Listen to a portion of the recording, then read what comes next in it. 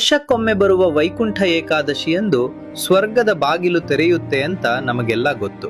ಆದರೆ ಈ ದಿನದ ಆಚರಣೆಯ ಹಿಂದೆ ಒಂದು ರೋಚಕವಾದ ಪುರಾಣ ಇತಿಹಾಸವಿದೆ. ಅದು ಮುರ ಎಂಬ ರಾಕ್ಷಸನ ಅಂತ್ಯದ ಕತೆ. ಕೃತಯುಗದಲ್ಲಿ ಬ್ರಹ್ಮನ ವರ ಪಡೆದ ಮುರಾಸುರ ಎಂಬ ಅಹಂಕಾರಿ ರಾಕ್ಷಸ ಇಂದ್ರಲೋಕದ ಮೇಲೆ ದಾಳಿ ಮಾಡಿ ದೇವತೆಗಳನ್ನೆಲ್ಲ ಸ್ವರ್ಗದಿಂದ ಓಡಿಸಿ ತಾನೇ ಸ್ವರ್ಗಾಧಿಪತಿಯಾಗಿ ಮೆರೆಯುತ್ತಿದ್ದ.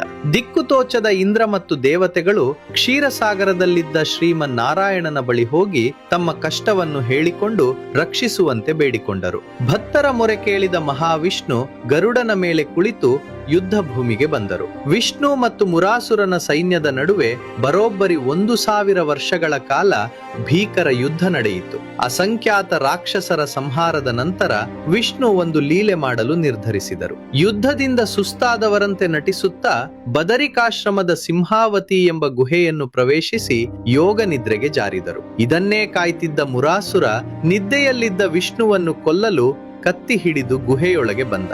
ಇನ್ನೇನು ಕತ್ತಿ ಬೀಸಬೇಕು ಎನ್ನುವಷ್ಟರಲ್ಲಿ ಒಂದು ಪವಾಡ ನಡೆಯಿತು. ವಿಷ್ಣುವಿನ ದೇಹದಿಂದಲೇ ಅವರ 11 ಇಂದ್ರಿಯಗಳ ಶಕ್ತಿಯಿಂದ ಒಬ್ಬ ಅದ್ಭುತವಾದ ತೇಜಸ್ವಿ ದೇವತೆ ಪ್ರಕಟವಾದಳು.